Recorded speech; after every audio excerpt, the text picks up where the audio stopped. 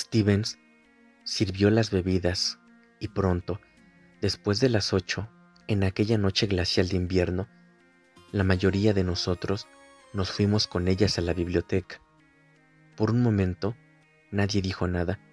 Lo único que se oía era el chisporrotear del fuego en la chimenea, el lejano chasquido de las bolas de billar y desde el exterior el gemido del viento. No obstante, allí se estaba bastante caliente, en el 249B de la calle Este 35. Recuerdo que aquella noche David Atlee estaba sentado a mi derecha y a mi izquierda Emmeline McCarron, que una vez nos contó una historia espeluznante sobre una mujer que había dado a luz en extrañas circunstancias. Después de él estaba Johansen, con su Wall Street Journal doblado sobre las rodillas. Entró Stevens con un pequeño paquete blanco y se lo entregó a George Gregson sin hacer la menor pausa.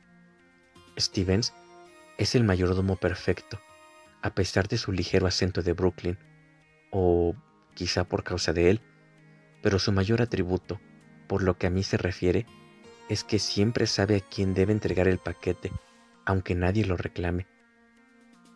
George lo captó sin protestar y permaneció un momento sentado en un sillón de alto respaldo y orejas, contemplando la chimenea, que es lo bastante grande como para asar un buey. Vi cómo sus ojos se dirigían momentáneamente a la inscripción grabada en la piedra. Lo que vale es la historia, no el que la cuenta. Abrió el paquete con sus dedos viejos y temblorosos y tiró su contenido al fuego. Por un instante, las llamas se transformaron en un arco iris y se oyeron risas apagadas. Me volví y vi a Stevens allá lejos, en la sombra, junto a la puerta. Tenía las manos cruzadas a la espalda. Su rostro se mostraba cuidadosamente inexpresivo. Supongo que todos nos sobresaltamos un poco cuando su voz ronca, casi quisquillosa, rompió el silencio. Yo confieso que sí. Una vez vi asesinar a un hombre en esta misma habitación, nos dijo George Gregson, aunque ningún jurado hubiera condenado al que mató. Pero al final se acusó a sí mismo y actuó como su propio verdugo. Siguió una pausa mientras encendía su pipa. El humo envolvió su rostro arrugado en una nube azulada y apagó el fósforo de madera con el gesto lento, teatral, del hombre cuyas articulaciones le producen gran dolor. Tiró el palito a la chimenea, donde cayó sobre los restos quemados del paquete. Contempló cómo las llamas tostaban la madera.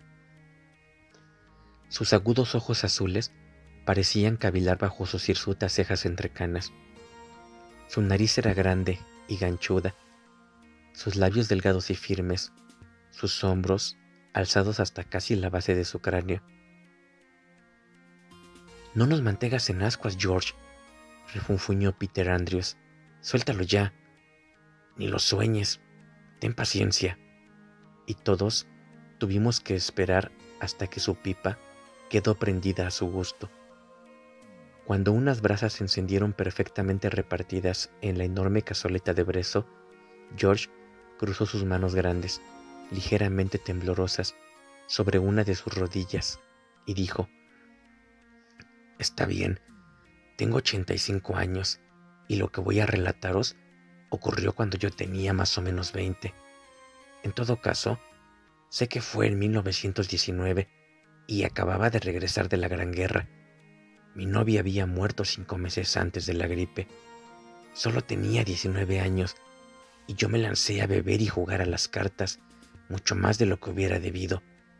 Me había esperado 2 años, comprenden, y durante todo ese tiempo recibí fielmente una carta todas las semanas.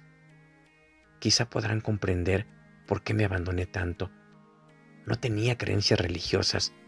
La idea general y las teorías del cristianismo me resultaban algo cómicas en las trincheras y no tenía familia que me ayudara. Así que puedo decir con sinceridad que los buenos amigos que me ayudaron en este tiempo de prueba Rara vez me abandonaron. Eran 53, más de lo que tienen la mayoría. 52 naipes y una botella de whisky Scotch Stark. Me habían instalado en el mismo lugar en que sigo viviendo ahora, en Brennan Street, pero entonces era mucho más barato y había mucho menos botellas de medicinas y píldoras y demás llenando las estanterías. Sin embargo, pasaba la mayor parte de mi tiempo aquí, en el 249B, porque siempre había alguna partida de póker en marcha. David Dudley interrumpió, y aunque sonreía, no creo que estuviera bromeando. ¿Y ya estaba Stevens aquí entonces, George? George se volvió a mirar al mayordomo. ¿Era usted Stevens o era su padre? Stevens se permitió la sombra de una sonrisa. Como 1919 fue hace más de 65 años, señor, debo decir que se trataba de mi abuelo. Debemos, pues, entender que su empleo es hereditario, musitó Atlee. Tal como dice, señor, respondió Stevens, imperturbable. Ahora que lo pienso, comentó George, hay un parecido sorprendente entre usted y su... ¿Dijo usted abuelo, Stevens? Sí, señor, eso dije. Si les pusiera de lado, me costaría decir quién es quién. Pero esto no tiene nada que ver. No, señor, me encontraba en la sala de juego, al otro lado de esta pequeña puerta, allá, haciendo solitarios. La primera y única vez que nos encontramos Henry Brower y yo. Éramos 4, dispuestos a sentarnos y jugar una partida de póker. Solamente necesitábamos un quinto para que la velada empezara. Cuando Jason Davidson me dijo que George Oxley, nuestro habitual quinto, se había roto la pierna y estaba en cama con la pierna enyesada y colgada de una polea, pareció que aquella noche nos íbamos a quedar sin partida. Empecé a pensar en la posibilidad de terminar la noche con nada mejor para distraer mis pensamientos que hacer solitarios y soplar la mayor cantidad de whisky que pudiera. Cuando un individuo, sentado al fondo de la habitación, dijo con voz tranquila y agradable: si ustedes, caballeros, estaban hablando de póker, disfrutaría mucho jugando una mano, si no tiene nada que objetar. Había estado escondido tras el Ward de Nueva York hasta aquel momento, así que cuando levanté la mirada, lo vi por primera vez.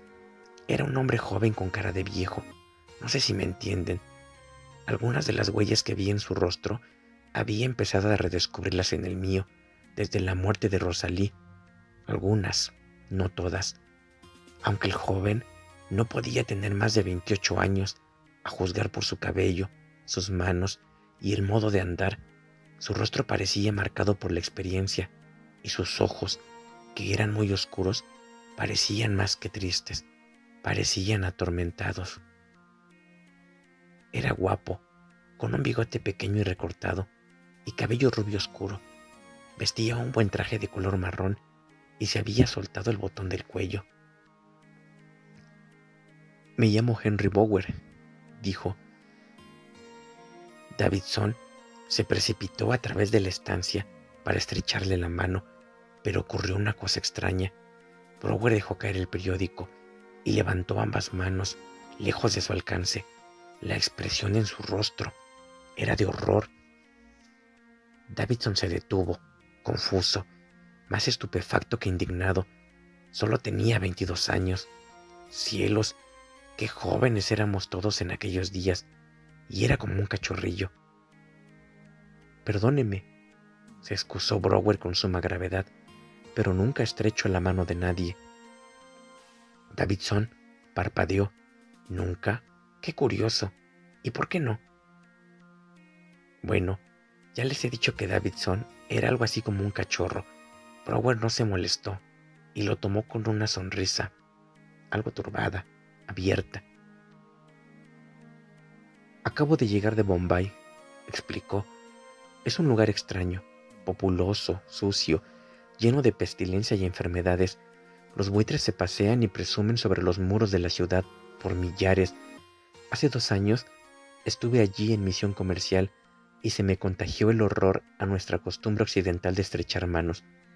Sé que es una tontería y una incorrección, pero no puedo remediarlo, así que si no les importa que me retire y me perdonan, con una condición, dijo Davidson sonriéndole. ¿Cuál será? Que se acerque a la mesa y comparta conmigo un vaso del whisky de George mientras voy a por Baker, French y Jack Wilden. Brower le sonrió, asintió y dejó el periódico. Davidson le hizo un gesto de aceptación y corrió en busca de los otros. Brower y yo nos acercamos a la mesa cubierta de fieltro verde y cuando le ofreció la bebida rehusó, dándome las gracias y encargó su propia botella. Supuse que tendría que ver algo con su extraña manía y no dije nada. He conocido hombres cuyo horror por los microbios y enfermedades va mucho más lejos, como los habréis conocido vosotros. Hubo gestos de asentimiento. Es estupendo estar aquí, me dijo Brower pensativo. He evitado toda compañía desde que llegué de mi destino. No es bueno para un hombre estar solo, ¿sabe? Creo que, incluso para aquellos que se valen por sí solos, el estar aislados del resto de la humanidad debe ser la peor forma de tortura. Todo eso lo dijo con un curioso énfasis, y yo asentí. Había experimentado semejante soledad en las trincheras, generalmente por la noche. Volví a sentirla de nuevo, más anunciante, después de enterarme de la muerte de Rosalie. Me sentí atraído por él, pese a su declarada excentricidad. Bombay debió haber sido un lugar fascinante, le dije. Fascinante y terrible. Hay cosas allí que nuestra filosofía no puede ni soñar. Su reacción a los automóviles es divertida. Los niños se apartan de ellos cuando pasan, pero luego los siguen manzanas enteras. Encuentran que el avión es terrorífico e incomprensible. Naturalmente, nosotros los americanos los contemplamos con completa ecuanimidad, incluso con complacencia, pero le aseguro que mi reacción fue como la de ellos cuando vi por primera vez a un mendigo callejero tragarse un paquete entero de alfileres de acero y luego ir sacándolos uno a uno de las heridas abiertas que tenía en la punta de los dedos. No obstante, eso es algo que los nativos de aquella parte del mundo encuentran perfectamente natural. Quizás, añadió sombrío, no estaba previsto que ambas culturas fueran a mezclarse, sino que debíamos mantener separadas sus respectivas maravillas. Para un americano como usted o como yo, tragarse un paquete de alfileres significaría una muerte lenta y horrible. En cuanto al automóvil, se calló y una expresión torturada asomó a su rostro. Yo me disponía a hablar cuando Stevens, el viejo, apareció con la botella de whisky escocés de Brower y tras él, Davidson y los demás. Davidson explicó antes de hacer las presentaciones. Les he contado su pequeña manía, Henry, así que no tiene nada que temer. Este es Darrell Baker, que no era muy buen jugador. Perdió unos 800, aunque ni siquiera iba a notarlo. Su padre era el propietario de 3 de las mayores fábricas de zapatos de New England y los demás compartían la pérdida de Baker conmigo, casi a partes iguales. Davidson un poco por encima y Brower un poco por debajo. Sin embargo, para Brower, aquello era toda una hazaña, porque sus cartas habían sido malísimas casi toda la noche. Eran tan hábiles en la modalidad tradicional de 5 cartas como en la nueva variedad de 7, y yo me dije que a veces me había ganado dinero en faroles que yo no me hubiera atrevido a intentar. Pero me fijé en una cosa. Aunque bebía mucho, para cuando French estuvo listo para dar la última mano, había casi terminado una botella entera de escocés. Hablaba con toda claridad. Su habilidad en el juego jamás se alteró y su obsesión sobre no tocar manos tampoco cedió. Cuando ganaba, nunca tocaba el montón si alguien tenía que poner fichas o dinero o si alguien estaba distraído y tenía aún que entregar fichas. Una vez, cuando Davidson dejó su vaso demasiado cerca de su codo, Brower se apartó bruscamente, tirando casi la bebida. Baker pareció sorprendido, pero Davidson lo dejó pasar con un vago comentario. Jack Wilden había comentado un poco antes que tenía ante él un viaje a Albany en coche para última hora de la mañana y que una vuelta más le bastaría, así que le tocó dar a French y decidió jugar a 7 cartas. Recuerdo aquella última mano tan claramente como mi nombre y en cambio me vería en un apuro si tuviera que decirles lo que comí ayer o con quién comí. Misterios de la edad, supongo, aunque creo que si vosotros hubierais estado allí, lo recordaríais como yo. Me dio 2 corazones cubiertos y una carta descubierta. No puedo decir lo que tenían Wilden o French, pero el joven Davidson tenía el as de corazones y Brower el 10 de picas.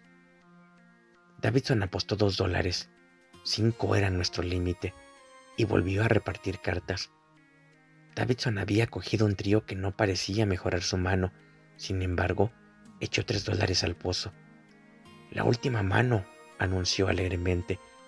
Hay una dama en la ciudad que quería salir conmigo mañana por la noche.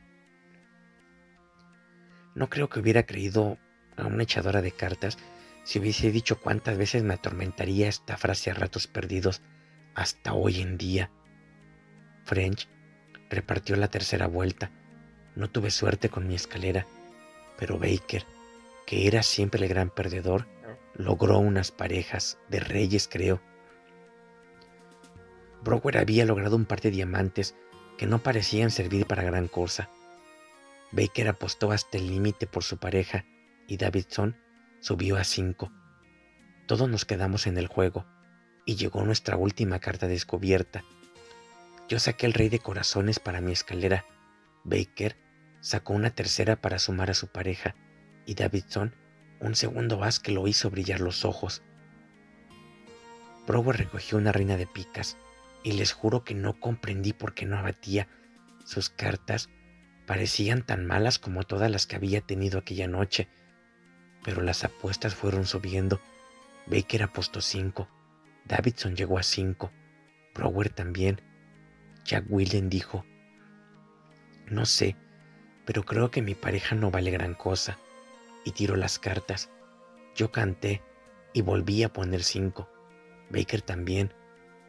Bueno, no voy a aburriros con el relato de las apuestas, solamente os diré que había un límite de 3 alzas por persona, y Baker, Davidson y yo hicimos 3 pujas de $5.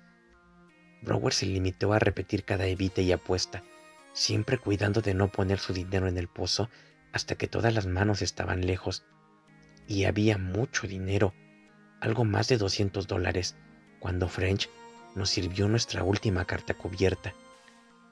Hubo una pausa, mientras todos nos mirábamos, aunque a mí no me importaba. Yo ya tenía mi juego, y por lo que podía ver sobre la mesa, era bueno. Baker puso 5, Davidson también, y esperamos para ver lo que iba a hacer Brower. Su rostro estaba algo congestionado por el alcohol, se había quitado la corbata y desabrochado el segundo botón de la camisa, pero parecía tranquilo. Voy y pongo 5, dijo. Yo parpadeé un poco, porque esperaba que batiera. No obstante, las cartas que yo tenía en la mano me decían que debía jugar para ganar, y puse 5 más. Seguimos jugando, sin tener en cuenta el límite de pujas que podían hacerse sobre la última carta, y el pozo creció extraordinariamente. Yo fui el primero en pararme en vista del gran juego que alguien debía tener. Baker lo hizo después que yo, parpadeando nervioso desde el par de ases de Davidson a las cartas desconcertantes y sin valor que debía tener Brower. Baker no era un gran jugador, pero era lo suficientemente bueno para presentir algo importante. Entre los dos, Davidson y Brower pujaron lo menos 10 veces más, o mucho más. Baker y yo nos sentimos arrastrados, no queriendo despedirnos de nuestras enormes inversiones. Los 4 habíamos terminado las fichas y ahora eran billete lo que cubría el montón enorme de fichas.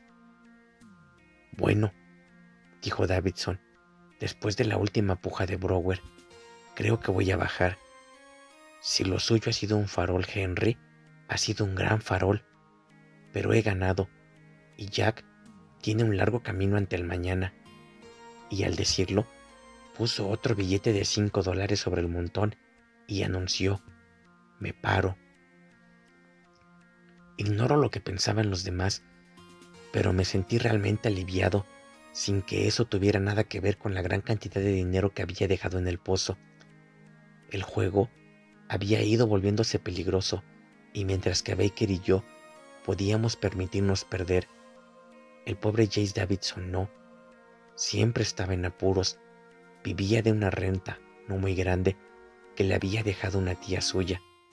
Y Brower podía permitirse perder. Recuerden, caballeros, que en aquel momento había bastante más de $1,000 sobre la mesa. George dejó de hablar.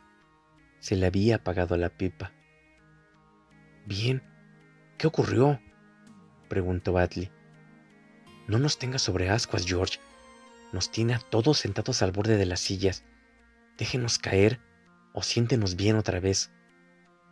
Paciencia, dijo George, imperturbable. Sacó otra cerilla, la frotó en la suela de su zapato y volvió a chupar. Esperamos impacientes, sin hablar. Fuera, el viento ululaba y gemía en los aleros. Cuando la pipa estuvo bien encendida y tirando bien, George continuó. Como sabéis, las reglas del póker establecen que el primero que ha anunciado juego debe mostrar sus cartas. Pero Baker estaba demasiado impaciente por acabar con la tensión. Levantó una de sus cartas ocultas y mostró 4 reyes. Me ganas, le dije. Color. Te gano yo, declaró Davidson, y descubrió 2 de sus cartas ocultas, 2 ases que sumaban 4. He jugado bien, y empezó a recoger el enorme pozo. Esperen, exclamó Brower.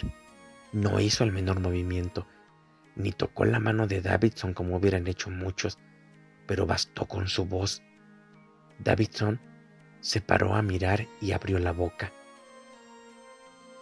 Se quedó con la boca abierta, como si todos sus músculos se hubieran relajado.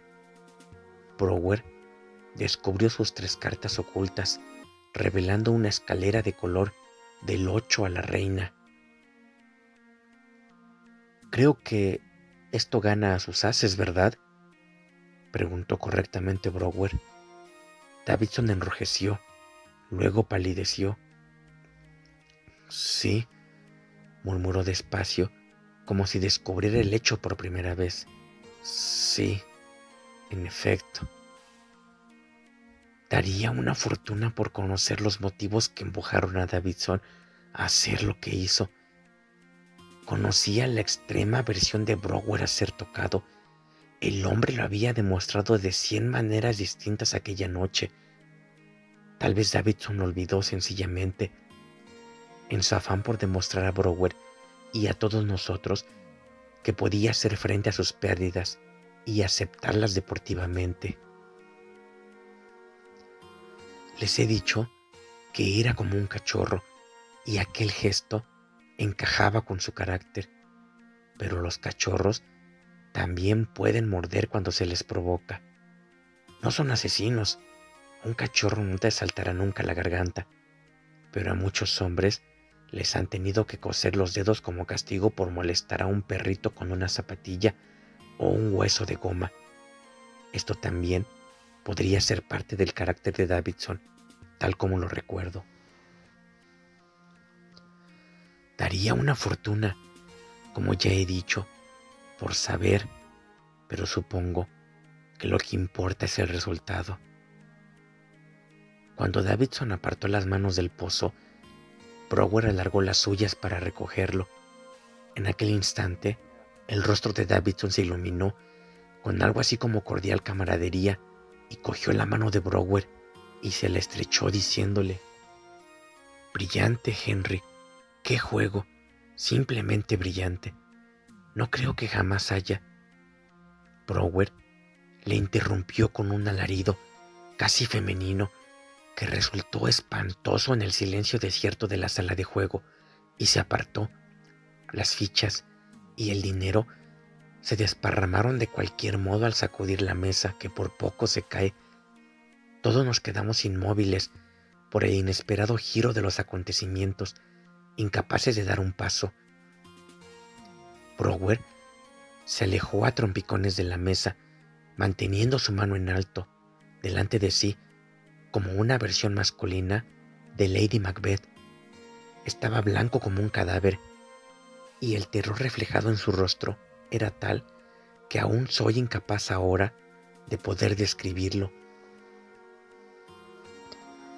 Sentí que me embargaba una oleada de horror como jamás había experimentado antes o después, ni siquiera cuando me entregaron el telegrama con la noticia de la muerte de Rosalie. A continuación, empezó a gemir. Era un lamento profundo, horrible, de ultratumba. Recuerdo que pensé, este hombre está completamente loco. Y entonces dijo algo de lo más raro. El conmutador. He dejado el conmutador encendido en el coche. Oh Dios, cuánto lo siento. Y se precipitó por la escalera hacia el vestíbulo. Fui el primero en reaccionar. Salté de mi silla y corrí tras él, dejando a Baker y Wilden y Davidson sentados alrededor del enorme montón de dinero que Brower había ganado. Parecían estatuas incas guardando un tesoro tribal. La puerta principal aún se movía cuando salí a la calle y vi a Brower enseguida, de pie, al borde de la acera, buscando inútilmente un taxi. Cuando me vio, se encogió tan angustiado que no pude evitar sentir una mezcla de pena y asombro. Venga, dije, espere. Siento mucho lo que ha hecho Davidson y estoy seguro de que ha sido sin pensar. De todos modos, si tiene que irse por ello, no lo retengo, pero ha dejado mucho dinero y debe recogerlo. No debía haber venido, gimió, pero estaba tan desesperado por cualquier tipo de compañía humana que yo, sin darme cuenta, alargué la mano para tocarle, el gesto más elemental de un ser humano a otro cuando está aplastado por el dolor. Pero Brower se apartó de mí y gritó: «No me toque, no basta con uno. Oh Dios, ¿por qué no puedo morir?». Sus ojos febriles descubrieron de pronto a un perro flaco y sucio, sarnoso, que andaba por el otro lado de la calle desierta a esa hora de la mañana. Iba con la lengua colgando y andaba agotado, cojeando sobre 3 patas. Supongo que andaba buscando cubos de basura donde revolver y comer algo. «Aquel podría ser yo», dijo pensativo, como para sí, rechazado por todos, obligado a caminar solo y a salir al exterior solo cuando los demás seres vivientes están a salvo tras sus puertas cerradas. «Perro paria». «Venga», le insistí severamente, porque lo que estaba diciendo me sonaba melodramático. «Ha sufrido una impresión desagradable y es obvio que algo le ha ocurrido que le ha puesto los nervios en mal estado. Pero en la guerra vi miles de cosas que...». «¿No me cree, verdad?», preguntó. «¿Cree que estoy poseído de una especie de histeria, verdad?». «Amigo, realmente no sé de qué está poseído o de qué es víctima, pero lo que sí sé es que si continuamos aquí fuera, con toda esta humedad, los dos seremos presa de la gripe. Ahora, si tiene la bondad de regresar conmigo, solo hasta la entrada, si lo prefiere, pediré a Stevens que...». Había tal locura en sus ojos que me sentí tremendamente inquieto. Ya no se veía en ellos el menor atisbo de cordura, y lo que más me recordaba era los psicóticos, agotados por la batalla, que había visto trasladar en carretas desde el frente, cáscaras humanas con ojos vacíos como pozos del infierno, gimiendo y murmurando. ¿Quiere ver cómo un paria responde a otro?, me preguntó, sin enterarse de lo que le había estado diciendo. Mire pues, y verá lo que he aprendido en extraños puertos de arribada. Y de pronto alzó la voz y dijo imperiosamente: ¡Perro! El perro levantó la cabeza, le miró con desconfianza, girando los ojos, uno con un brillo de locura, el otro cubierto por una catarata, y bruscamente cambió de dirección y vino cojeando de mala gana a través de la calle hasta donde estaba Brouwer. Estaba claro que no quería venir. Gemía y gruñía y escondía el muñón apoliñado de su rabo entre las patas, pero no obstante se sentía atraído. Llegó a los pies de Brouwer y entonces se echó gimiendo, encogido y tembloroso. Sus flancos descarnados entraban y salían como un fuelle, y su ojo sano se revolvía en su cuenca. Brouwer lanzó una carcajada horrible, desesperada, que todavía oigo en mis sueños, y se agachó junto al animal. ¿Lo ve?, dijo. Sabe que soy uno de los suyos, y sabe lo que le traigo. Alargó la mano para tocar al perro, y éste lanzó un aullido lúgubre, enseñó los dientes. ¡Déjelo!, grité vivamente. ¡Le morderá! Brouwer no me hizo caso. A la luz del farol de la calle vi su rostro lívido, horrible, con los ojos como agujeros quemados en un pergamino. ¡Tonterías!, salmodió. ¡Tonterías! Solo quiero estrecharle la mano, como su amigo hizo conmigo. Y de golpe agarró la pata del perro y se la estrechó. El perro lanzó un aullido horrible, pero no intentó morderle. Luego, Brouwer se enderezó. Sus ojos habían aclarado algo, y excepto por su extrema palidez, podía volver a ser el hombre que se había ofrecido, cortésmente, a jugar con nosotros aquella noche, unas horas antes. Me voy ahora, dijo. Por favor, presente mis excusas a sus amigos y dígales cuánto siento haberme comportado como un imbécil.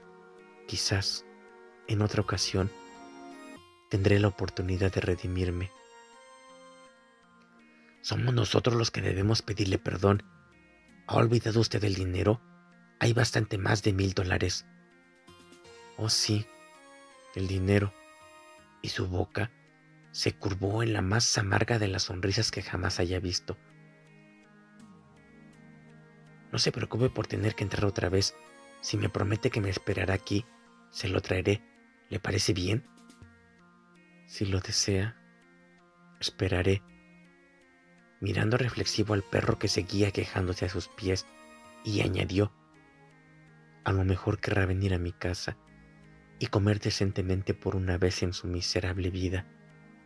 Y reapareció la amarga sonrisa. Entonces le dejé, antes de que lo pensara mejor, y bajé a la sala de juego.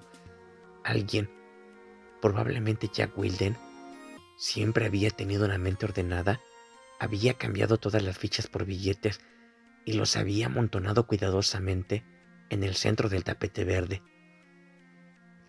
Ninguno dijo nada cuando me vieron recogerlo. Baker y Jack Wilden fumaban en silencio. Jason Davidson estaba sentado con la cabeza agachada, mirándose los pies. Su rostro era la imagen de la desolación y la vergüenza. Le toqué en el hombro al irme hacia la escalera y me miró agradecido. Cuando llegué a la calle, estaba absolutamente desierta. Brouwer se había ido. Permanecí allí con un puñado de billetes en cada mano, mirando a un lado y a otro, pero no se movía nada. Llamé una vez por si acaso, por si me estuviera esperando en la sombra de algún lugar cercano, pero no obtuve respuesta. Entonces se me ocurrió mirar al suelo. El pobre perro perdido seguía allí, pero sus días de revolver en los cubos de basura habían terminado. Estaba completamente muerto. Las pulgas y garrapatas abandonaban en fila su cuerpo. Di un paso atrás, asqueado y a la vez lleno de una especie de vago terror. Tuve la premonición de que no había terminado aún con Henry Brower, y así era, pero jamás volví a verle. El fuego en la chimenea había muerto, y el frío había empezado a salir de entre las sombras, pero nadie se movió o habló mientras George volvía a encender su pipa. Suspiró, cruzó de nuevo las piernas, haciendo crujir las articulaciones, y continuó. Inútil decirles que los otros que habían tomado parte en el juego fueron unánimes en su opinión. Debíamos encontrar a Brower y entregarle el dinero. Supongo que algunos creerán que estábamos locos, pero aquella era una época más decente. Davidson estaba desesperado cuando se fue. Traté de retenerle y decirle unas palabras, pero se limitó a sacudir la cabeza y se marchó. Dejé que se fuera. Las cosas le parecerían distintas después de una noche de sueño, y ambos podíamos ir en busca de Brower. William se iba de la ciudad y Baker tenía que hacer visitas. Aquel sería un buen día, pensé, para que Davidson recobrara su propia autoestima. Pero cuando, a la mañana siguiente, fui a su piso, aún no se había levantado. Pude haberle despertado, pero era joven y decidí dejarle dormir aquella mañana mientras me dedicaba a la búsqueda de algunos datos elementales. Primero vine aquí y hablé con él. Se volvió hacia Stevens y levantó una ceja. Mi abuelo, señor, aclaró Stevens. Gracias. No hay de qué, señor. Hablé con el abuelo de Stevens. Le hablé precisamente del mismo sitio donde ahora se encuentra Stevens. Dijo que Raymond Greer, un individuo que conocía vagamente, había recomendado a Brower. Greer pertenecía al gremio de comerciantes de la ciudad, así que me fui directamente a su despacho. En el edificio Flatiron lo encontré y hablamos al momento. Cuando le conté lo que había ocurrido la noche anterior, su rostro se llenó de confusión, tristeza, piedad y miedo. Pobre Henry, exclamó. Sabía que terminaría así, pero nunca pensé que ocurriría tan pronto. ¿El qué?, pregunté. Su derrumbamiento, aclaró Greer. Todo procede de su primer año de estancia en Bombay, y supongo que nadie, excepto el propio Henry, llegará jamás a conocer toda la historia, pero le diré lo que pueda. La historia que me contó Greer en su despacho aquel día acrecentó mi simpatía y comprensión. Al parecer, Henry Brower se había visto desgraciadamente mezclado en una auténtica tragedia, y como en todas las tragedias clásicas del teatro, habían surgido de un simple fallo, en el caso de Brower, un olvido. Como miembro de la Comisión del Trabajo en Bombay, disponía del uso de un automóvil, una relativa rareza allí. Greer explicó que Brower disfrutaba como un niño conduciéndolo por las calles estrechas y tortuosas de la ciudad, espantando a las gallinas cebandadas y haciendo que hombres y mujeres se arrodillaran para rezar a sus dioses. Iba en él a todas partes, atrayendo la atención de grandes grupos de niños que le seguían a todas horas, pero que se apartaban cuando les ofrecía pasearles en su máquina maravillosa, como hacía con frecuencia. El coche era un Ford A con carrocería de furgoneta, y uno de los primeros coches que podrían ponerse en marcha no solo con la manivela, sino apretando un botón. Les suplico que recuerden esto. Un día, Brower llevó el coche a la otra punta de la ciudad para visitar a uno de los otros cargos del lugar sobre posibles partidas de cuerda de yute. atrajo la atención, como le era habitual, cuando su Ford rugió y petardeó las calles como si fuera un despliegue de artillería en marcha, y naturalmente, seguido por los niños. Brower iba a cenar con el fabricante de yute, un acto de gran formalidad y ceremonia, y se encontraban a mitad del segundo plato, sentados en una terraza a cielo abierto, por encima de la populosa calle, cuando el petardeo familiar, el rugido del motor, se oyó allá abajo, acompañado de gritos y chillidos. Uno de los muchachos más atrevidos, hijo de un oscuro santón, había subido al coche convencido, dijo, que cualquier dragón que durmiera bajo el capote de hierro no podía ser despertado sin que el hombre blanco se sentara al volante. Y Brower, obsesionado por las próximas negociaciones, no había apagado el encendido. Uno no puede imaginarse al muchacho, cada vez más atrevido ante los ojos de sus compañeros, tocando el retrovisor, el volante e imitando el ruido de la bocina. Cada vez que sacaba la lengua al dragón que dormía bajo el capote, crecía el pavor en el rostro de su público. Su pie debió de haber encontrado el embrague. Quizás se apoyó en él cuando apretó el starter. El motor estaba caliente. Se puso en marcha al momento. El muchacho, presa de gran terror, hubiera debido reaccionar apartando el pie del embrague inmediatamente, antes de saltar fuera del coche. Si el coche hubiera sido más viejo o estado en peores condiciones, se habría calado. Pero Brower lo cuidaba escrupulosamente y por ello saltó hacia adelante en medio de una serie de ruidosas sacudidas. Brower pudo darse cuenta antes de salir corriendo de la casa del fabricante de yute. El tropiezo fatal del muchacho fue poco más que un accidente. Quizás en sus esfuerzos por salir, su codo tropezó accidentalmente con la palanca de marchas. Quizá tiró de ella con la angustiada esperanza de que así era como el hombre blanco hacía dormirse al dragón. No obstante, ocurrió.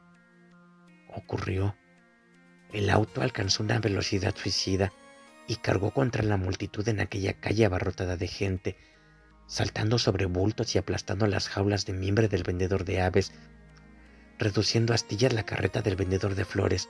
Bajó rugiendo, colina abajo, en dirección a la esquina de la calle, saltó la acera, se estrelló contra un muro de piedra y estalló en una bola de fuego. George pasó su pipa de un lado a otro de la boca.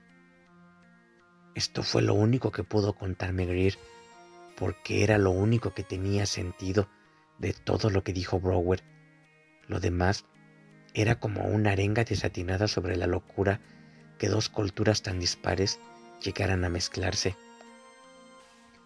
El padre del muchacho muerto se enfrentó evidentemente con Brower antes de que se lo llevaran y le lanzó una gallina muerta. Hubo una maldición. En este punto, Greer me dirigió una sonrisa que era como decirme que ambos éramos hombres del mundo. Encendió un cigarrillo y comentó: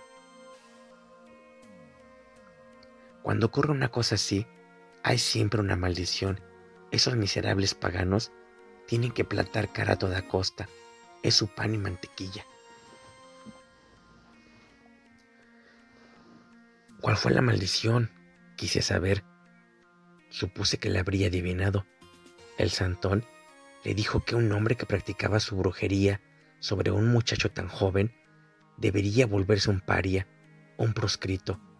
A continuación, dijo a Brower que cualquier ser vidente al que tocara con sus manos moriría para siempre jamás. Amén. Y Greer soltó una risita. ¿Y Brower lo creyó? Greer creía que sí. Hay que tener en cuenta que el hombre había sufrido una impresión espantosa y ahora, por lo que usted me dice, su obsesión se está agravando en lugar de curarse. ¿Puede darme su dirección? Greer buscó en sus ficheros. y al fin apareció con unos datos. Me dijo: no le garantizo que le encuentre ahí. La gente se ha mostrado reacia a emplearle y me parece que no dispone de mucho dinero. Sentí un remalazo de culpabilidad al oírle, pero no dije nada. Greer me pareció demasiado pomposo, demasiado creído, para merecer la poca información que yo tenía sobre Henry Brower. Pero al levantarme, algo me empujó a decirle: vi a Brower estrecharle la pata a un perro sarnoso anoche. 15 minutos después, el perro estaba muerto. ¿De veras? Qué interesante. Levantó las cejas como si el comentario no tuviera que ver con nada de lo que habíamos estado hablando. Me levanté para despedirme y me disponía a estrechar la mano de Greer cuando la secretaria abrió la puerta del despacho. Perdóneme, pero ¿es usted Mr. Gregson? Le dije que efectivamente lo era. Entonces añadió: un tal Baker acaba de llamar. Le ruega que vaya inmediatamente al número 23 de la calle 19. Me dio un vuelco el corazón, porque ya había estado allí una vez aquel día. Era la dirección de Jason Davidson. Cuando abandoné el despacho de Greer, le dejé ocupado con su pipa y el Wall Street Journal. Jamás volví a verle, pero no ha sido una gran pérdida.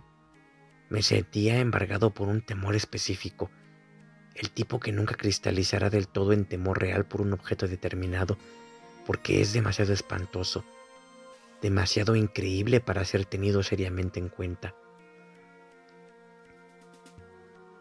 En este punto, interrumpí su narración.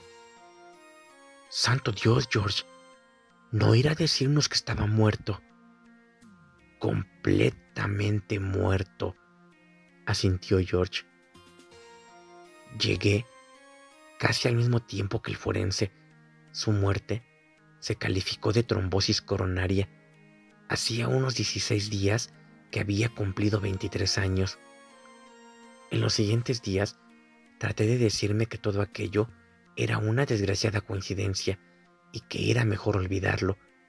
No dormí bien, incluso con la ayuda de mi buen amigo Cody Sark.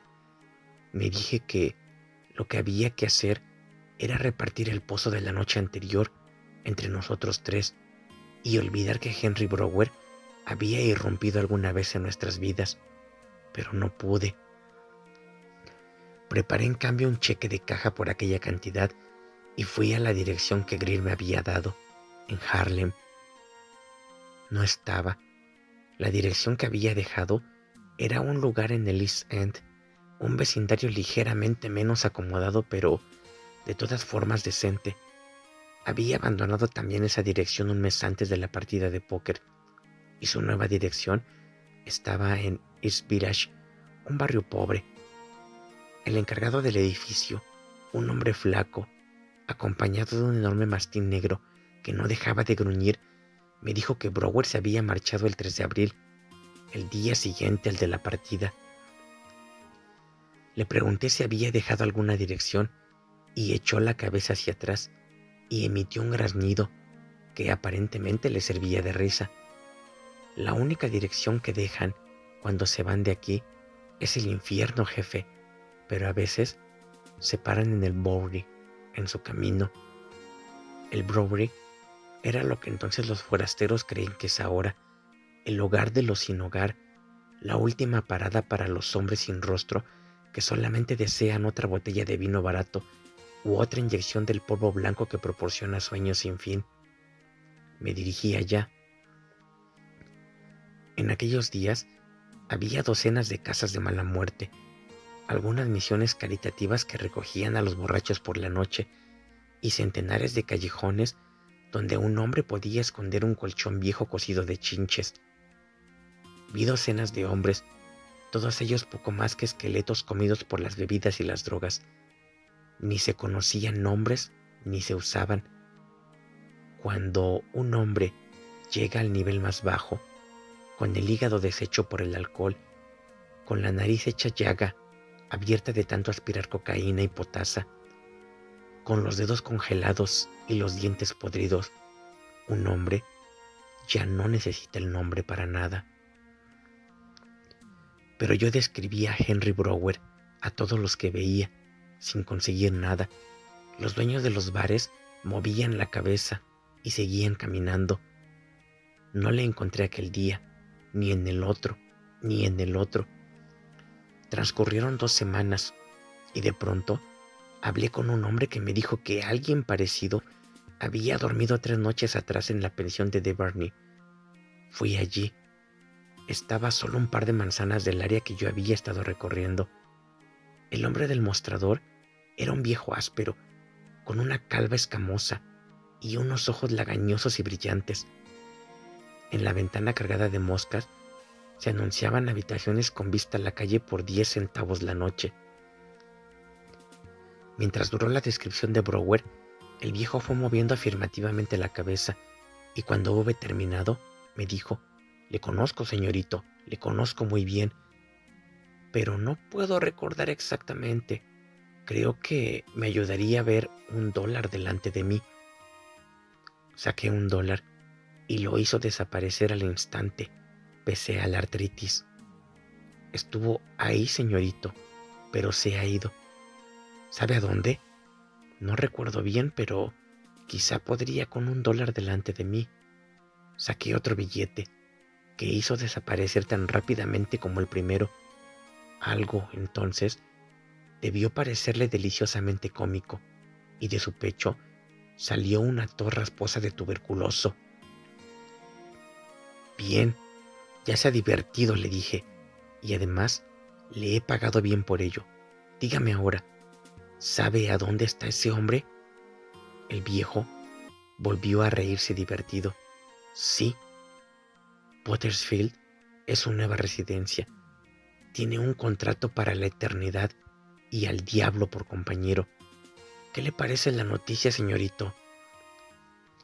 Debió morir ayer durante la mañana, porque cuando lo encontré a mediodía todavía estaba caliente y de buen ver. Sentado junto a la ventana estaba. Yo había subido a cobrarle o decirle que si no me pagaba, que se fuera. Así que resultó ser huésped de 1,80 m de tierra de la ciudad. Esto le produjo otro desagradable ataque de risa senil. ¿No observó nada raro?, pregunté, sin atreverme a analizar el alcance de mi pregunta. ¿Algo fuera de lo habitual? Me parece recordar algo. Espere. Le enseñé $1 para ayudarle a recordar, pero esta vez no provocó risa, aunque desapareció con la misma rapidez que las otras veces. Sí, había algo más que raro, dijo el viejo. He llamado al forense infinidad de veces, lo bastante para ver cosas. ¿Qué no habré visto yo, buen Dios? Los he encontrado colgados de un clavo en la puerta, muertos en la cama. Les he visto en la escalera de incendios con una botella entre las piernas y congelados, tan azules como el Atlántico. Incluso encontré a uno ahogado en la palangana del lavabo, aunque de esto hace más de 30 años. Pero ese hombre, sentado, erguido, con su traje marrón, como si fuera un elegante de ciudad, y el cabello bien peinado, tenía la muñeca derecha agarrada por su mano izquierda. Sí, señor, he visto de todo, pero nunca he visto a un muerto estrechando su propia mano. Marché, me fui andando todo el camino hasta llegar a los muelles, y las últimas palabras del viejo se repetían una y otra vez en mi cerebro, como un disco de gramófono que se atasca en un surco. Es el único que he visto que haya muerto estrechando su propia mano. Anduve hasta el final de uno de los muelles, hasta donde el agua sucia y gris batía contra los pilares costrosos. Entonces rasgué el cheque en 1000 pedazos y los tiré al agua. George Gregson se movió y se aclaró la garganta. El fuego había quedado en brasas y el frío se adueñaba del salón desierto. Las mesas y las sillas parecían espectrales e irreales, como visitas en un sueño donde se mezclan el pasado y el presente.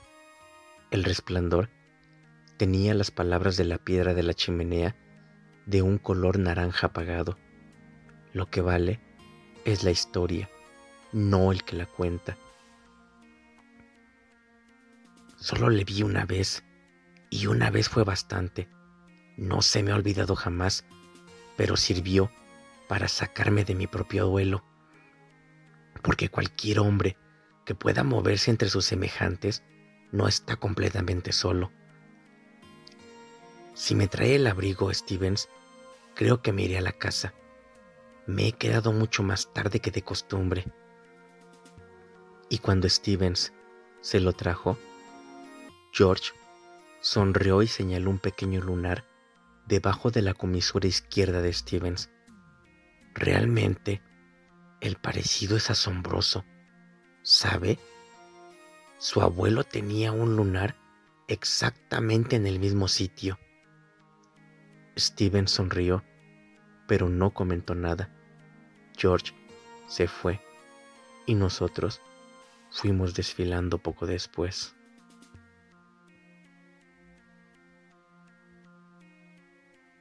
El hombre que no quería estrechar manos.